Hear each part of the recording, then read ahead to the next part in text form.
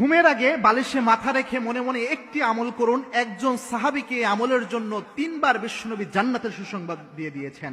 মনে রাখবেন, ঘুমের আগে মনে মনে এই আমলটি করা যায়। এই আমলটি যদি আমরা করতে পারি, আল্লাহ রাব্বুল আলামিন জান্নাতের সুসংবাদ দিয়েছেন এই আমলের কারণে 3 বার বিশ্বনবীর মাধ্যমে। সুতরাং এই আমলটি অনেক বেশি গুরুত্বপূর্ণ। এই আমলগুলো আমরা অনেক সময় সিনসিয়ারলি করি না, যার কারণে এর ফাদিলা থেকে আমরা বঞ্চিত হই। মনে রাখবেন, সাহাবায়ে কেরাম তাদের জীবনকে সাজাতেন আমলের মাধ্যমে। এই আমল দিয়ে যদি আমরা জীবন সাজাতে পারি, আল্লাহ রাব্বুল আলামিন আমাদের জীবনকে বারাকা দিয়ে ভরপুর করে দিবেন। আমরা যদিও এটা অনেক সিনসিয়ারলি নেই না। এই আমলটি আল্লাহর হাবিব ইসলাম থেকে এসেছে। একদা আল্লাহর হাবিব ইসলাম একটা দার্সের মতো করে এইভাবে বসেছিলেন, সাহাবা একরামের সামনে আলোচনা করছিলেন। আল্লাহর হাবিব বললেন, এই মুহূর্তে যে সাহাবী দার্সে উপস্থিত হবে, মসজিদে নববীতে উপস্থিত হবে, ওই সাহাবী জান্নাতি। সাহাবা একরাম লক্ষ্য করলেন, একজন সাহাবী উপস্থিত হলেন। দ্বিতীয় দিন আল্লাহর হাবিব আবার বললেন, এখন যে ব্যক্তি উপস্থিত হবে সে ব্যক্তি জান্নাতি। বিশ্বনবী ইসলামের সাহাবীরা